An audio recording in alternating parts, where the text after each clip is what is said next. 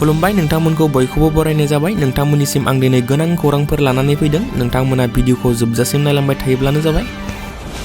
मोनसे सांग्रांथियारि खौरां, सासे 14 बोसोर बैसोनि उन्दै हिन्जावसा गथ'खौ किडनेप खालामनायनि थाखाय दायनिगिरि किडनेपार एबा साखनद्राखौ कामरुप जिल्लानि पानिखाथि जायगानि सुबुंफ्रा साखनद्राखौ हमनानै जोबोद बुयो आरो उनाव पुलिसनो गथायनानै होयो।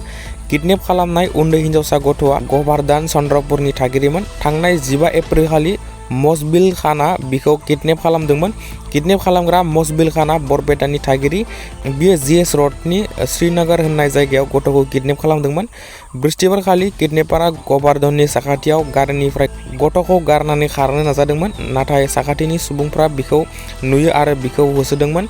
बिनि उनाव बिखौ मोनहायो। जायगानि सुबुंफ्रा बिखौ हमनानै जोबोद बुयो आरो उनाव पुलिसनो गथायनानै होयो। उन्दै हिन्जावसानि नखरा सानथाम सिगाङावनो गथ' गोमानायखौ दिसपुर पुलिस थानायाव एफआइआर फाइल थिसनदोंमोन, नाथाय पुलिसआ नागिरनायाव फेलें जादोंमोन। बेनि उनाव मैया गथ'खौ बासायनो हानाय जायो आरो दायनिगिरि किडनेपारखौ एरेस्ट खालामनाय जायो होनना खौरां मोन्दों। दानिया फैदो बोथोरनि खौरांनि बागै मोनथिनानै लानि। बोथोरखौ लानानै बोथोर बिगियान आफादा सांग्रांथि फोसावना होदों। फैगौ 4 सानसिम बोथोरखौ लानानै येल्ल' एलार्ट फोसावनाय जादों। बोथोर बिगियाना फोसावनाय बादिब्ला फैगौ 4 सानसिम बोथोरा अखा बारहुंखा फैनो हागौ।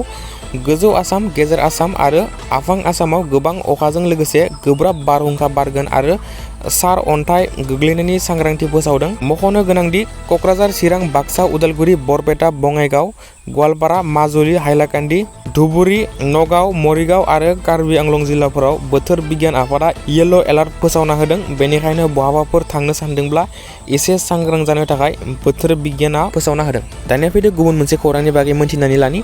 बलिउडनि बारग' मुंदांखा फावखुंगुर मिथुन चक्रवर्ती बिथाङा आसामनि सीएम डक्टर हेमन्त बिश्व शर्मा बिथांखौ हादोरनि गेजेरावनो बयनिख्रुइबो गोहो गोरासिन गिबि मन्त्रि होनना मिथुन चक्रवर्ती बिथाङा बुङो। बिथाङा सिलचराव अखिल भारतीय विद्यार्थी परिषदजों खुंजानाय बाराक सांस्कृतिक महोत्सवनि फाइनालाव नुजाथिनानै बे बाथ्राखौ बुङो। आसामनि गिबि मन्त्रि डक्टर हेमन्त बिश्व शर्मा बिथां आरो वेस्ट बेंगलनि गिबि मन्त्रि ममता बेनार्जीनि गेजेराव रुजुनांगौ जेबो बाथ्रायानो गैया आरो जेबो बादायलायनाय गैया होनना बिथाङा बुङो।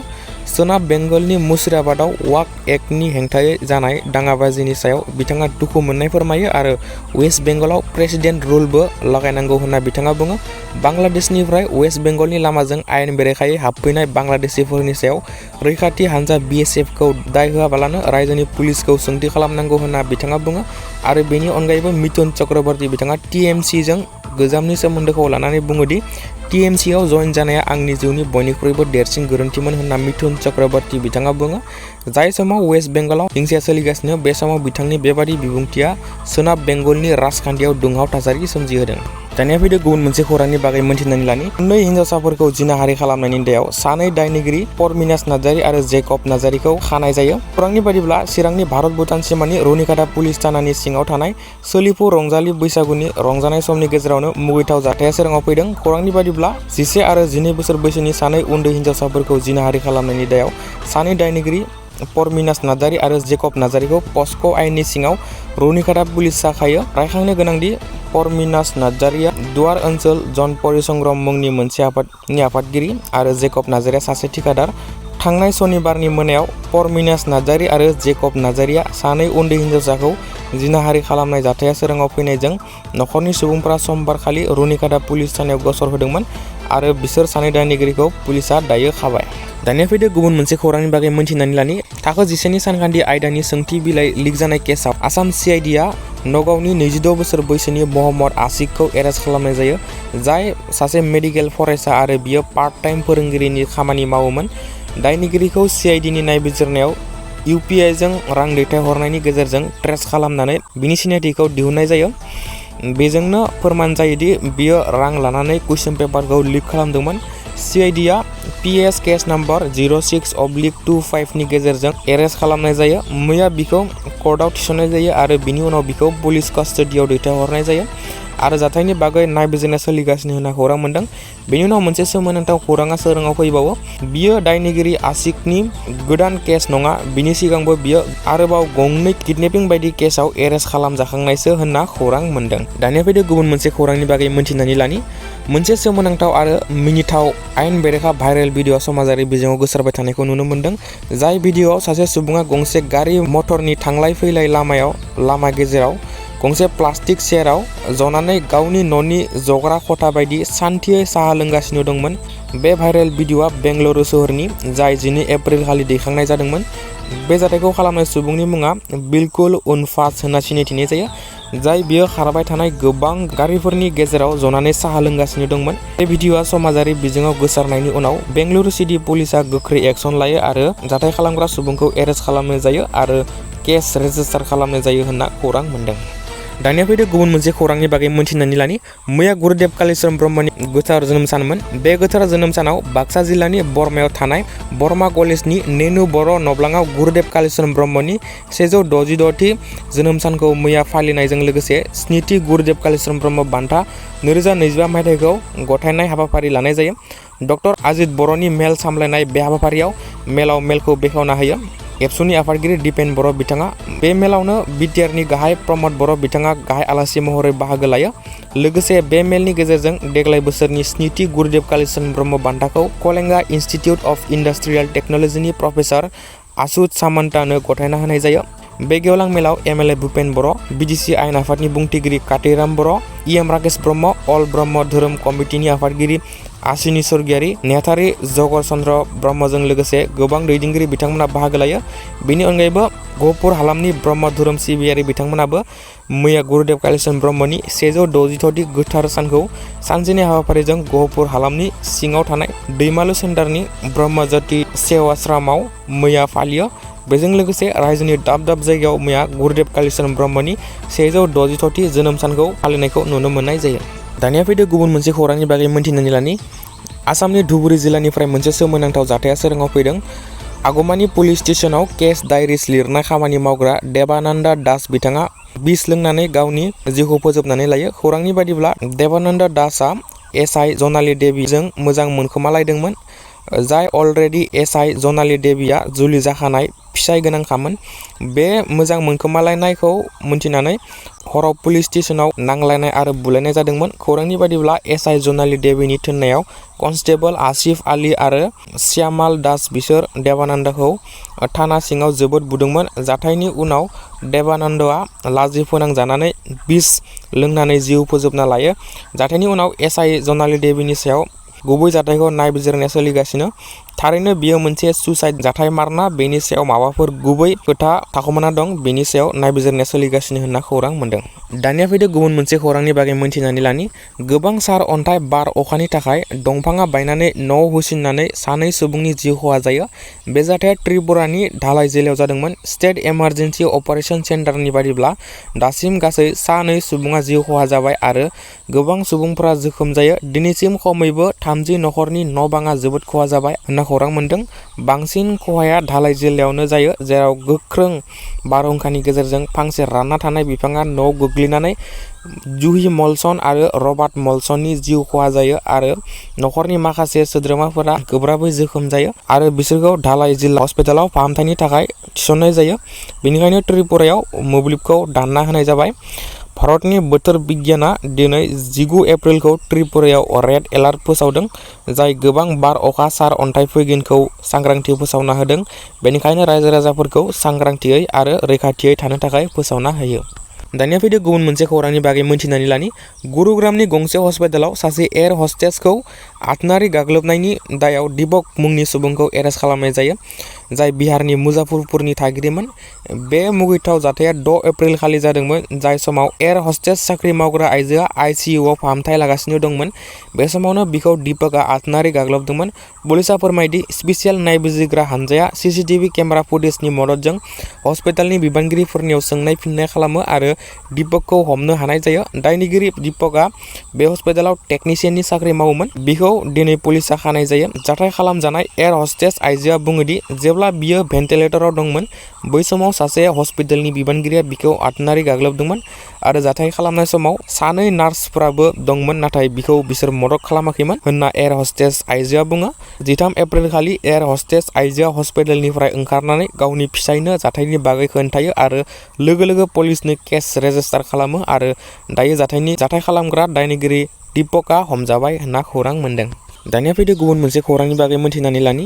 डक्टर अनजालि दैमारि आरो माखासे बारग' एनडिबिनि सोद्रोमा बिथांमोना ज' जानानै जोनोम जानाय मोनसे गोदान बर'नि राजखान्थि आफादखौ मानो दानाय जादों बेनि सायाव बारग' एनडिबि दि हारिमु बिथाङा खौरांनि गेजेरजों माखासे बाथ्राफोर बुंनायखौ नुनो मोन्दों। बिथाङा बुङोदि बर'नि मोननै राजखान्थि हान्जा हाग्रामा महिलारिनि दैदेननाय बिपिएफ आरो प्रमद बर' बिथांनि इउपिपिएल बिसोर मोननै राजखान्थि हान्जाया गावजों गाव दुसिलायबाय थानायनि थाखाय बिटिसिआव जेबो खामानि जायाखै, जायनि थाखाय रायजो राजाफोरा बिसोर मोननै राजखान्थि हान्जाखौ गाज्रि मोननानै लामा नागिरनानै बिजेपि बायदि दोलोआव जयेन जाहैदों। बेखायनो बेखौ नायनानै जाहाथे बिजेपि बायदि नेशनेल दोलोआव जाहाथे जयेन जाहैया, बेनिखायनो एपिबि एबा अल्टारनेटिभ पार्टी अफ बड'लेण्डखौ दानाय जादों होनना दि हारिमु बिथाङा फोरमायो। गोलाव सम जेब्ला बिपिएफआ 17 बोसोर सरकार सालायदोंमोन, बे समाव गोबां बर' रायजो राजाफोरा आलादा रायजो बड'लेण्डखौ लानानै एबसुजों दैदेनजानाय इउपिपिएल पार्टीनो भट होबोगासिनो दंमोन। नाथाय थांनाय 5 बोसोराव इउपिपिएलआ सोरखार खुंनायाव रायजोफोरनि आसा आरो मिजिंखौ इउपिपिएलआ मोनसेबो जाफुंहोनो हायाखै। बिटिआर दफाखौ दिनैसिम मावफुंजोबनो हायाखै। गामि सोसननाय, नखर नखर साख्रि होनाय बाथ्रा दंमोन। गोबां सिमां मिजिंखौ नुहोनानै एबसुजों दैदेनजानाय इउपिपिएलआ बिपिएफनिफ्राय रायजो राजाखौ बख'नानै लाबोबाय थादोंमोन। नाथाय दायो 5 बोसोरनि उनाव रायजो राजाफोरा इउपिपिएल हान्जाखौ मुगैबाय आरो बिजेपिआव जयेन जानायनि सोलाय एपिबिआव जयेन जाफैदों होनना दि हारिमु बिथाङा बुङो। जों सोरखौबा राजखान्थि हान्जाखौ देरहाहोनो थाखाय अल्टारनेटिभ पार्टी अफ बड'लेण्डखौ दायाखै। जों गावनो हारसिङै बिटिसिखौ दैदेननो थाखायसो दोलोखौ दादों होनना बिथां दि हारिमुआ बुङो। जों जेब्ला हाथियार लानानै सोमावसारदोंमोन अब्ला ड्राग्स जौ जुवा जोंनि बिटिसिआव खममोन, नाथाय जेब्ला जों हाथियार गथायनानै सुक्तिनि उननिफ्रायनो बिटिसिआव जौ जुवा, ड्राग्स, सिखाव सिथोब बायदिफोरा बांनो हमबाय। थांनाय समफोराव जों हारसिंनो समाजखौ फोसाबनानै हमथानानै लाखिनो हादोंमोनब्ला फैबाय थानाय समफोरावबो जों राजखान्थिनि गोहो थायोब्ला खना खनला बर' हारिखौ फोसाबनो हागोन। बेनिखायनो अल्टारनेटिभ पार्टी अफ बड'लेण्डखौ दादों होनना दि हारिमु बिथाङा बुङो। गोबां बर' रायजो राजाफ्रा जातीयताबादखौ लानानै, सेपारेट स्टेटखौ लानानै एबसुजों दैदेनजानाय इउपिपिएल पलिटिकेल पार्टीनो भट दान खालामबोदोंमोन। गिदिर मोनसे आखा आरो मिजिंखौ लानानै बिथांमोना बिपिएफनि एगेन्स्ट जानानै इउपिपिएलआव दङमोन। अल्टारनेटिभ पार्टी अफ बड'लेण्डआ बर'नि भटखौ सोखावनानै गुबुनखौ देरहाहोनो नागिरदों। रायजो राजाफ्रा दिनै अपसन नागिरदों, बिकल्प नागिरदों, अल्टारनेटिभ नागिरदों आरो मानो नागिरदों बेनिबो फोरमान दङ। बे बाथ्राखौ गोबाङानो जोंखौ बुंदों, गोबाङानो सोंखारिदों। नाथाय फैयै फैयै नैबे 5 बोसोराव इउपिपिएलआ सरकार खुंनायाव दिनै रायजो राजानि जि गिदिर मोनसे आखा आरो मिजिं दङमोन, बे आखा आरो मिजिंखौ मोनसेबो जाफुंहोनो हायाखैसो। बिटिआर सुक्तिनि एकर्ड इमप्लिमेन्टेसननि खोथा दङमोन, एरिया एक्सटेनसननि खोथा दङमोन, गामि दानख'नाय सोसननायनि बाथ्रा दङमोन, नखर नखर साख्रि होनायनि बाथ्रा दङमोन। गोबां प्रल'भन्स रायजो राजाफोरखौ होनानै बिथांमोना बिपिएफनिफ्राय सेपारेट खालामनानै लाबोबाय थादोंमोन रायजो राजाखौ। 5 बोसोर सरकार सालायनायाव बे रायजो राजानि जि मोनसे गिदिर आखा आरो मिजिं, बेखौ मोनसेबो जाफुंहोनो हायैनि थाखाय दिनै रायजो राजाफ्रा इउपिपिएल एबा ट्रेक्टर पार्टीखौ मुगैनाय हाबबाय। बिथांमोननि सायाव जेबो फोथायनाय गैला। बिथांमोना अपसन नागिरदों, नाथाय बिथांमोना 17 बोसोर बिपिएफनि एगेन्स्ट खालामबोनाय, बिथांमोना बिपिएफजोंबो थांनो लाजिनाय दङ। बिपिएफनि मैखोम दैदेनगिरि बिस्वजित दैमारि बिथाङा बिपिएफ नागारनानै बिजेपिआव जुगदान जादोंमोन। हाग्रामा महिलारी बिथां सारा हारसिङैनो नारा नाथा पार्टीखौ फोथांना लाखिनो थाखाय नाजाबाय थादों। दिनै जि थासारि, जोंनि उथिफुनाय सेंग्रा सिख्लाफोर जिबायदि ड्राग्स एडिक्टेड जाबोदों, जों जेब्ला हाथियार लानानै संग्राम खालामोमोन, बैखिनि समाव ड्राग्सआ जोंनि बिटिसिआव जायगा मोनाखैमोन। बैखिनि समाव सिखाव सिथुबा जोंनियाव खममोन। नाथाय जों जै सुक्ति खालामबाय, हाथियार गथायबाय, दिनै गामि गामि सिखाव सिथुबा बांबाय, ड्राग्स एडिक्टेडफोरा बांलांबाय। जों एनडिएफबि हारसिंनो समाजखौ बेबायदि जोङो हमथानानै लाखिनो हादोंमोनब्ला, फोसाबना लाखिनो हादोंमोनब्ला, फैबाय थानाय समाव जोङो पलिटिकेल पावाराबो जोंनि आखायाव थायोब्ला आरो बिटिसिनि 32 लाख रायजो राजाया जोंजों थाफायोब्ला, अब्ला जोङो खना खनि फोसाबनो हागोन। बेयो जोंहा मोनसे फोथायनाय दङ। बिनिखायसो जोङो अल्टारनेटिभ पार्टी अफ बड'लेण्डखौ सोरजिदों।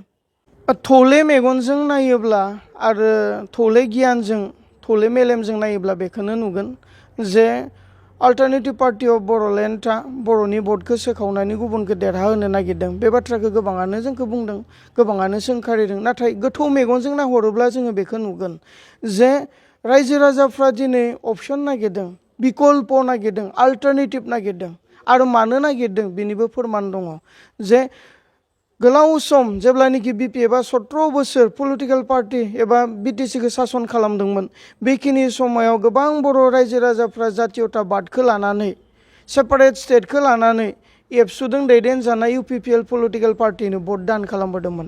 गिदिर मोनसे आखा आरो मिजिंखौ लानानै बिथांमोना BPFनि एगेन्स्ट जानानै UPPLआव दङमोन।